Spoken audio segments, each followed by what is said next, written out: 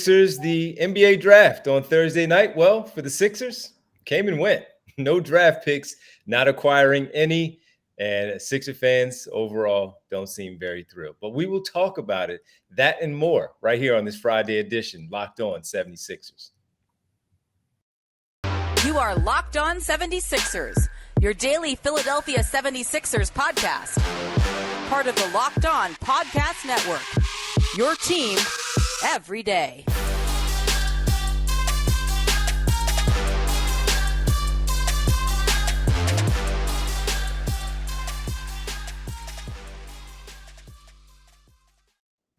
Today's episode is brought to you by Gametime. Download the Gametime app, create an account, and use code LOCKEDONNBA for $20 off your first purchase. For last-minute tickets, lowest price guaranteed. What's going on, Keith? What's happening, man? Not a thing, man. Not a thing. Well, you're right about that. And Sixer fans are not happy about that. Everybody, welcome to Locked On 76ers. I'm Devon Givens from 97.5 The Fanatic Radio here in Philadelphia, alongside my co-host and partner, Keith Pompey, as always, from the Inquirer, inquirer.com, Sixers beat writer extraordinaire. And Keith was at the draft last night. We'll get the sights and sounds of Brooklyn Barclays Center as things went down. We have to thank you for making us your first listen. Locked On 76ers every day. We are free and available wherever you get your podcast, and right here on YouTube, part of the Locked On Podcast Network, your team every day. Keith, we have a lot to dive into, even though they did nothing last night in terms of the 58 selections in the NBA draft.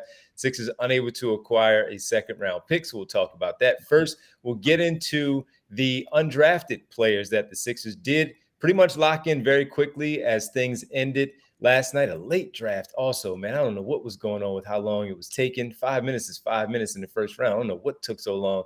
TV, I guess. And then in the final segment, we'll talk about 4 Philadelphia players that heard their names called last night in the NBA draft. But Keith, we do first have to talk about, we were projecting that, hey, maybe they could buy a second-round pick last night, and it seemed like with all the movement going on, that second-round picks were moving like hotcakes, but the Sixers were unable to acquire one and did not get anything done. A very, very quiet night, even with us knowing that they didn't have a pick at all, whether first or second. I actually thought that they would get something somewhere in the second round, but they were unable to do so. Yeah, they were expected to do so. Hey, look, the buyer's board. That's that. I mean, do you want to call it that? Like normally you say the draft board, yeah. But Kyle Neubeck, got a hold of it. I don't know if he tweeted it or retweeted it, but I mean, if you go down there, it was where they was trying to buy second round picks. Mm-hmm. And the thing is, I get it. Like it's two ways to look at this. So if you're going to be real objective and things like this, you'll say to yourself, the Sixers didn't have a lot of assets, right? They didn't have a lot of things to work with. But at the same time, it comes down to when you get these second round picks, you're essentially just buying them. And then you look at it and you say to yourself, like, this is a guy that can become a two-way player, become a young asset. But realistically, we'll talk about this more in the later segment. But some of these second round picks nowadays become two-way players, right? So What they did is they're going to sign undrafted players to two-way contracts. But on a night that there were players to be had, because there were a lot of guys that stayed in that green room for a long time who had first round grades, who didn't get drafted until late. You say to yourself, like, y'all couldn't just buy one. I mean, you couldn't just buy one. So you know what I mean? Like, again, you can always say, like, look, we save money. We save money. But the thing is, the money that they would use to go, that they save, so to speak, isn't money that goes on a salary cap. Like, you know what I mean? Like that money that they would have bought a pick with, right? It doesn't. But it was like to a point where I just felt like I get where they're coming from, but I also get where the fans are coming from, D, because I felt like there were several good players there to be had that can help a team, a young team. Now, again, this is a championship team, so how much are they going to help, right? But at the same time, when we're talking about, Joel and them ain't going to be here forever. Like, you get some young talent, try to develop them, and I just felt like it was a golden opportunity for them to buy a pick, and they didn't do it.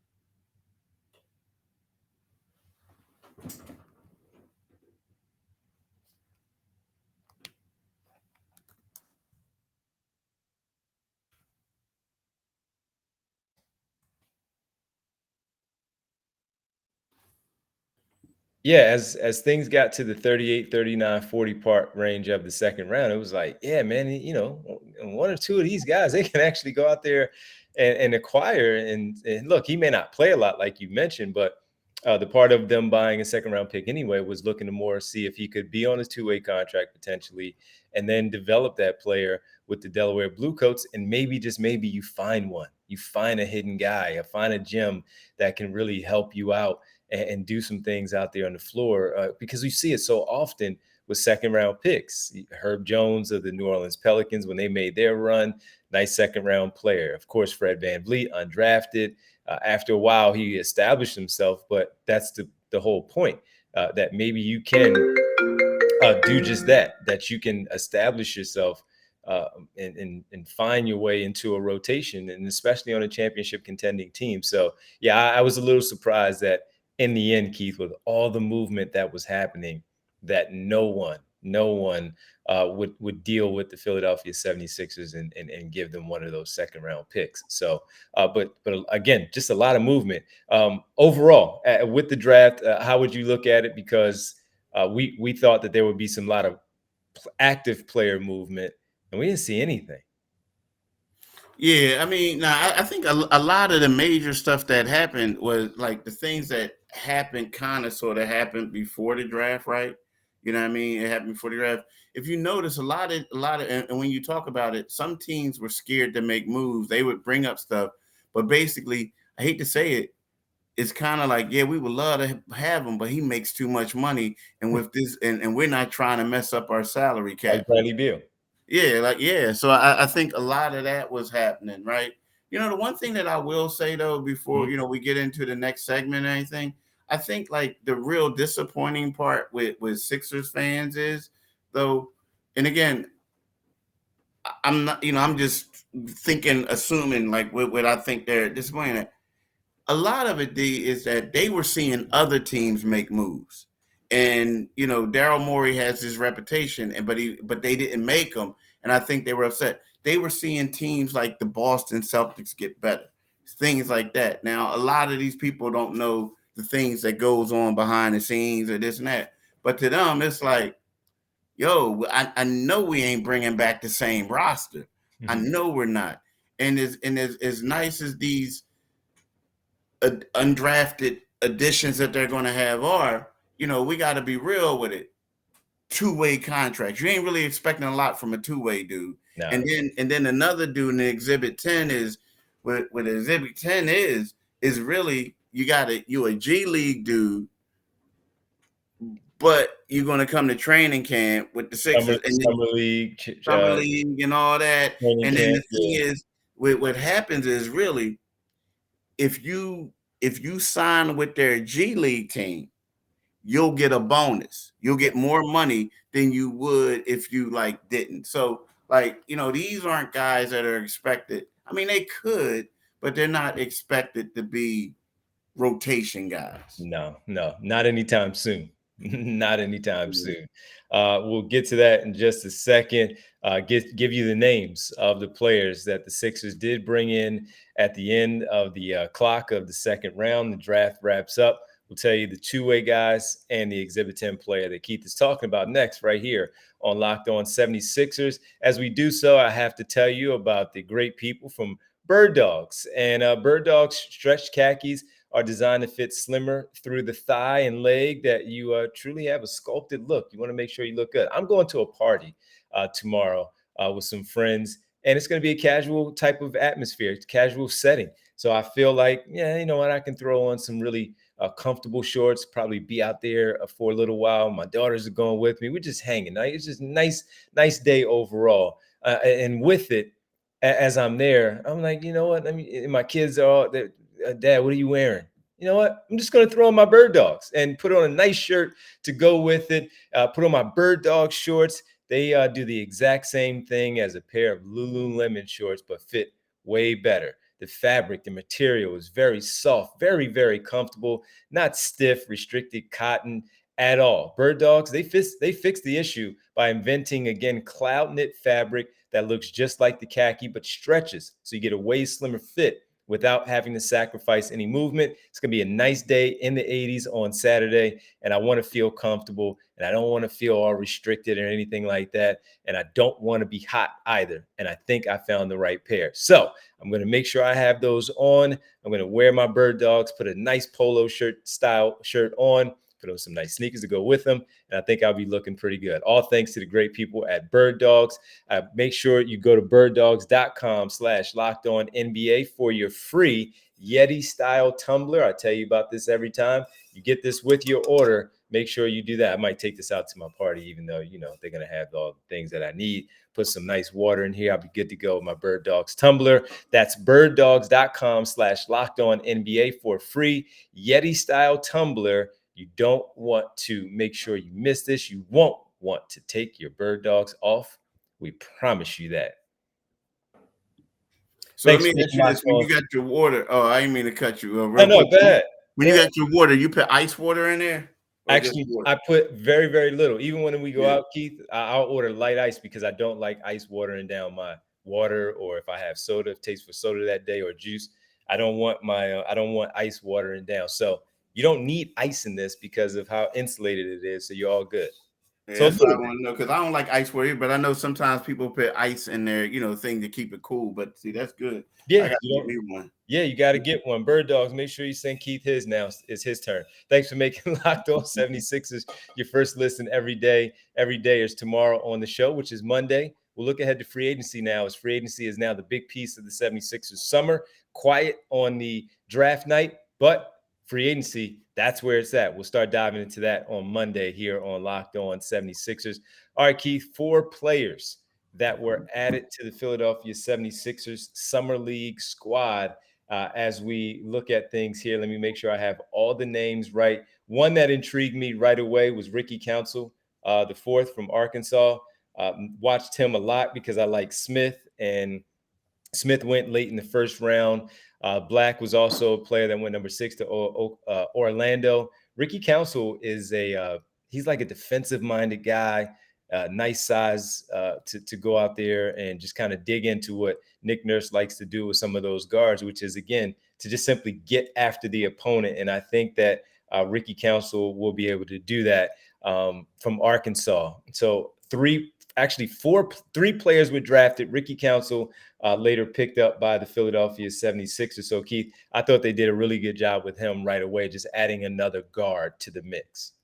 Yeah, like, I don't know if you saw it, but there's there's a clip of Council with a breakaway dunk, right? And I'm normally a guy like, okay, man, you're gonna show me another dunk, okay, man, dude can get up, he can jump.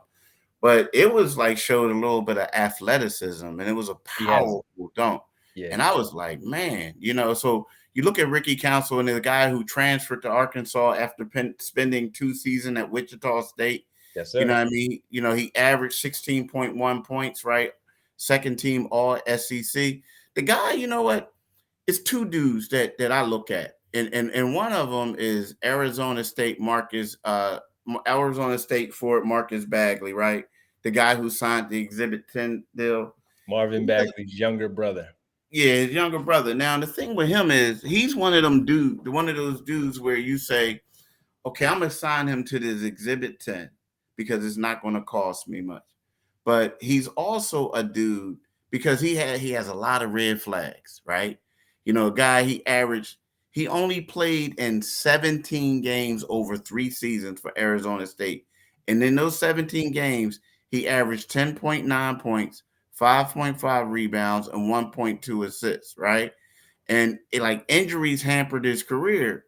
But the thing that really got me, he only played in 2 games last year. The thing that really got me, D, is that he went to social media to argue with Bobby Hurley, his coach, right? And that ultimately led him to being asked to leave the team, right? So, or his departure from the team. So right then and there, that's the thing that really gets me with him. I'm kind of like, oh, it's like low risk, you know what I mean? It's like a low risk acquisition, but he could have high reward if it pans out. The So guy that's the can, guy. the guy can That's shoot. okay. His brother's a low post player, well, a big guy. His brother is a shooter from Arizona State, and the guy, he can fill it up. He really can. But to your point, yeah, he, like Marvin Bagley, they think they're better than they really are. They got to earn some things. Marvin was more talented, going in the top 5, goes to Duke and does what he does. The dad doesn't help all that much, if we're being honest. I'm just calling for what it is. If they're Yeah. listening, if they're watching, it. I mean, and I'm talking to the family. They know it. They were in Sacramento, and part of the big problem was that. And then when he leaves, his dad's tweeting stuff out, and then they go to Detroit, and I'm sure they're not happy in Detroit because he's not starting there and all that. Instead of just looking yourself in the mirror and being accountable, and just, what the NBA does sometimes? They make you find a role and establish that role, and you can still be a very effective player. Are you all about winning, or are you just all about getting your numbers? So that's what we're about to deal with here. Now, it's only going to be on the Blue Coats level right now, so we'll see. And I'm very interested to find out how he attacks Summer League, if he kind of gets himself kind of knocked out. You know what I mean? By shooting too many, busting up plays and things of that nature. There's some structure here, man. So he's going to have to figure that part out and see what he can do, because that's the reputation of the Bagley family. That's the knock on them. And it's it's what it is, man. It's what it is with that family, man, unfortunately. We'll Yeah. see. I said it. Yes, I did. I mean, we're here to tell the people the truth. That's Nah, the it's truth. all good. That's It's the all truth good. about the family. The other one that I was interested in too was the talented guy, Taquavion Smith from NC State. The guy's just a flat out scorer. Small, but he can score. Defensively, there's not much there. Running the team, he can run a team a little bit, but it's really about scoring for him. He is just one of these guys that you can look at. Bones Highland. Oh, okay. Bones Highland. Bones Highland is better, but he's a version of what Bones Highland was at VCU and with the Denver Nuggets, and later on with the LA Clippers as he was traded. And I'm still a fan of Bones, even though things didn't work out with Denver. He's in Los Angeles right now, but that's what Smith is, the guy. He can score. And you're right, Ricky Council with that athleticism, the breakaway dunk. Was it the one where he pulled it all the way back, or Yeah. was it the reverse that he had that was It was the nasty? one the reverse one was the one that I saw. That That was was nasty. nasty. Yeah, Yeah, that was but you nasty. got to see another one. I don't know if it's part of the highlight package, but it should be. He had a breakaway dunk on somebody. I think it was like, I watched too much college basketball, but I think it was like Troy State or University, whatever it is, and he, boom, on a Yeah. break in, and at that size, you're not thinking that he's going to unleash something like that on the break, but he does have that in him. He's tenacious, Keith, defensively. In the tournament, when Smith and Black and some of the other ones were struggling, Council was the one that took over. And but so I think the Sixers got a decent player there that they maybe can develop and use him as a defensive style player in the NBA that could give you some points, but it's really about his defense to earn his way on the floor. And the big man, Arizona's Azulis Tubeless, he's like a poor man Domantas Sabonis. Soft touch, really soft touch around the rim. Not overly athletic. Of course, he can dunk because he's a big man, but that's what he is. Has a really nice soft touch around the rim and can get some things done that way. I don't know if I see him in the NBA, but again, with some development, some just making sure, a lot of work ethic, keeping you out on the floor, doing those types of things, listening to your coaching staff, to player development. He's a guy that has some really nice soft touch. Defensively, again, not much, but offensively, a dude with some touch around the rim. But you know what's crazy about that? Because like this dude, he's 6'11", 245 pounds, right? Mm-hmm. Lithuanian. It's crazy because like, college basketball to me is weird because he averaged 19.8 points and 9.1 rebounds. He went to Arizona. He was a consistent second team All-American, a Mm-hmm. two-time first team All Pac-12 selection. And he's the one like like is nowadays like college game for bigs Doesn't even matter. doesn't matter. He's like it's like maybe he's not athletic enough, but a lot of these dudes like these bigs and lumbering college guys and brute strength and this and that, and they just can't make a rotation in the NBA anymore. It's the young guys, man. The intrigue of the young guy. You know what I mean? And Mm-hmm. it takes away from the guys who stay in school and have that opportunity. So yeah, it's something that we've seen now for a while here, and I don't think it's going away. With the opportunity to go to the G League, you see the Twins go 4 and 5 from the overtime elite. The players who stay in college and stay long term in college and make All American as a veteran. Look at Drew Timme. You know what I mean? Drew Timme from Gonzaga, one of the guys who's just a tremendous player for Gonzaga, old man game, didn't get drafted. And he picked up, I think he had an Exhibit 10 also with the Milwaukee Bucks. So we'll see if he latches on there. But that's today's game, man, unfortunately, where these guys don't get picked up the way they should with the talent that they have shown in college and all. So yeah, it's unfortunate, but that's where these guys are. Let's get to the local guys too, Keith, on the other side. 4 players with local ties get drafted in the NBA, 2 in the first round, 1 in the third, and undrafted. We'll tell you who those are. No, 2 guys in the second round, pardon me. And I'll tell you who those guys are. Some other guys did get picked up, like Caleb Daniels from Villanova, as a guy, get an opportunity with the Miami Heat. But we'll talk about them when we get back right here on the final segment of Locked On 76ers on this Friday.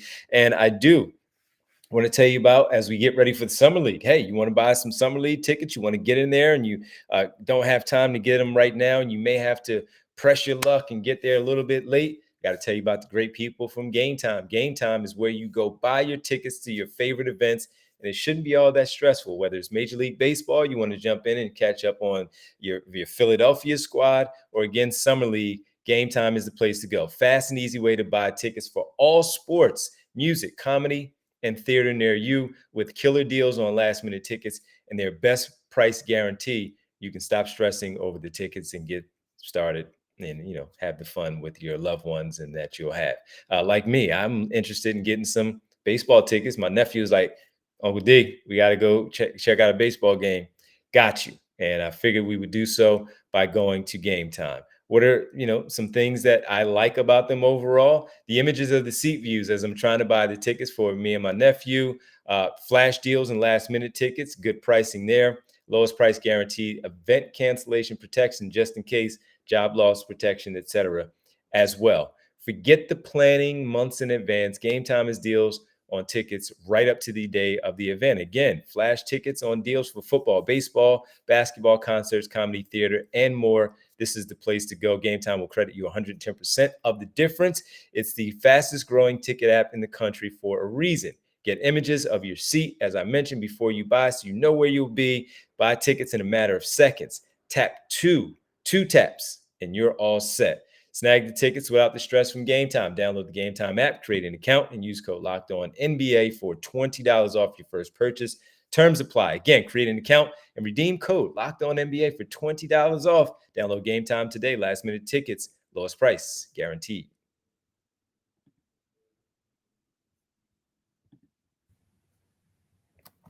Let's talk about PrizePicks, right? I like PrizePicks. So does my man D. We all like, things. We like having a good time. Doing what we got to do, right? But so here's the thing about PrizePicks, y'all. Now I know the NBA season is over, but what I want to do is I just want to talk to you guys about how it goes, and I would like to use NBA terminology, just to make you more aware. So here's it. Let's just say it's the regular season, right? So if the regular season, I'm just going to put it this way. Tonight, I'm taking Luka Doncic to score more than 26.5 points. LeBron James to have more than 7.5 rebounds. Kevin Durant to have less than 6.5 assists. And Steph Curry to have more than 3.5 3-pointers made. So how does this work? What you do is you pick 2 to 6 players, and if they will go score more or less than their prize pick projection, you can win up to 25 times your money on any entry. There's no competing against other people. It's just you and the projections available. Prize Pick offers projections on any sport that you watch. So again, it's not just the NBA. It's the NFL, it's Major League Baseball, NHL, PGA, college football, men's college basketball, women's college basketball, soccer, the WNBA, esports, NASCAR, tennis, MMA, boxing, disc golf, Euro basketball, cricket, and more. So there you go. I'm telling you, you can do prize picks for just about anything. Entries can be made in 60 seconds or less. It's that easy. They're safe and fast withdrawals and is currently operational in over 30 states and in Canada. Download the PrizePicks app or go to prizepicks.com to sign up and play daily fantasy sports. First time users can receive 100% instant deposit match up to $100 with the promo code locked on. If you deposit $100, PrizePicks will give you $100. If you deposit $50, PrizePicks will give you $50. Don't forget it to enter the promo code locked on and sign up for an instant deposit match up to $100. I'm telling y'all, do it today, people. Definitely do it today. Yes, sir. All right, let's do this one today. Happy for the local guys. Always nice to see Philadelphia players get their name called, Keith. And the first one to go off the board was surprising to me, to be perfectly honest. We'll get to the second selection. But Derek Lively, I thought it would be a first-round pick somewhere in the lottery. The Duke center goes to, via trade, drafted by Oklahoma City, but he will be traded to the Dallas Mavericks. He will be part of the Dallas Mavericks now. Keith, you had a chance to talk to him last night. And he seemed thrilled, and he was attached to them for the last about a week and a half. It seemed like that was his landing spot. But yeah, the big guy, Derek Lively, West Town guy, Philadelphia native, is going to Dallas. Yeah, it was funny though, because like he didn't, like, he was so excited. He was so excited because he goes in there, right? And so the guy says, hey, the moderator says, hey, why don't you do an opening statement on what you're going to bring to Dallas, like what you bring to Dallas. He's like, man, I'm not going to bring anything but my mom, man. It's just me, my mom coming. So I just was like, he didn't understand the question. Yeah, but it was, but the thing is, he was so excited. He was so excited.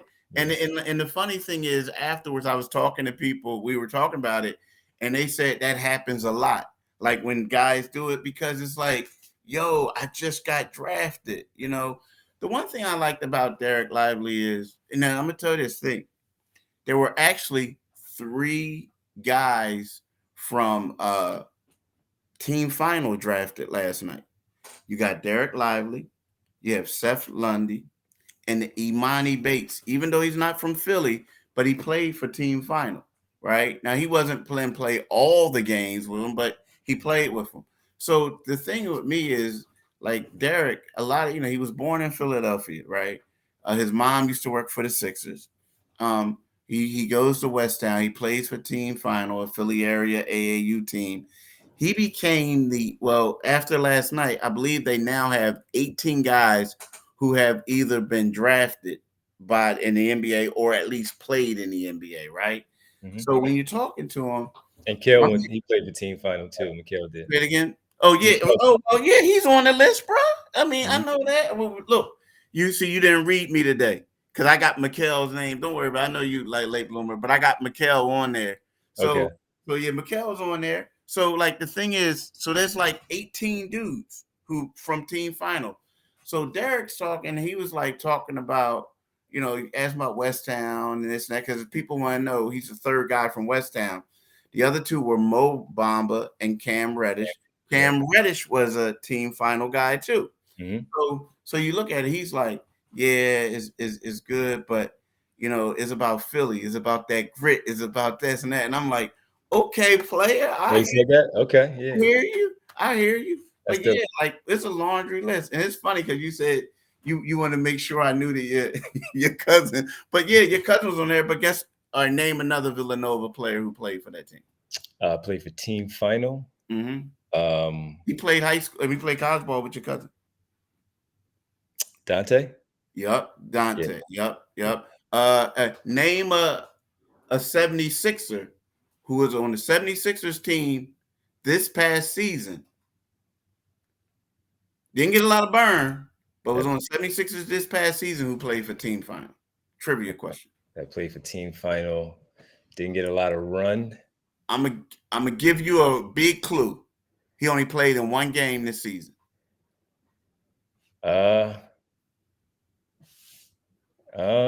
Two-way guy. Louis King? Yeah, Louis King played for team final. Okay. Yeah. Yeah, Louis King played for team final. Okay. Yeah, that's Yeah. cool. It's Yeah. exciting. I always love when the Philadelphia guys make it. And he's going to a good spot. Luka Doncic, Kyrie Irving, if he comes back, just guys that can set him up. Now, right away, he's going to go and he's going to be a guy that can shot block and make a difference defensively in the middle. Not saying he's going to supplant Dwight Powell in the middle, but just saying that he will get some time as a big on that team. And he's going to have guys offensively setting him up for some easier buckets and close. He can shoot a little bit too. So I'm curious to see how much they use him in that way with Jason Kidd designing some things and give him the freedom to maybe hit some shots from the outside. Cam Whitmore was the one that I was really surprised by, Keith, that dropped all the way to 20. Thought he can go as high as 5, dropped to 20. Goes to Houston, though. Maybe sometimes it's just a better situation. And with Ime Udoka now in charge, having some veterans come in there, whoever it may be, from Harden to Van Vliet and some of these other people, he's going to a good spot in terms of the coach. Now with them trying to fix that culture there, and he has the chip on his shoulder now that he dropped to 20. Yeah, you know what? It's funny because it's funny because it's one of those things where he was asked yesterday. There was a report that he had some bad medical, which led to his dropping. Now, what he said was, he denied it, of course, and he doesn't know where it came from. But he was one of those guys. Let's face it, Villanova struggled this year, and he played so to speak at times. He's really athletic. He could do a lot of things. So he was all over the board, right? And it was one of those things. He could go in the top 5, but you knew if he didn't go in the top 5, he could slide. And unfortunately, he slid. Now, the one thing I will say about him is, he talked about how he's always had to prove himself, so to speak. And, for a guy like this, you had to prove yourself, but you still became a McDonald's All-American. You still you were one and done. You didn't go as a lottery pick, so you lost some money. But at the same time, you're still a first-round draft pick.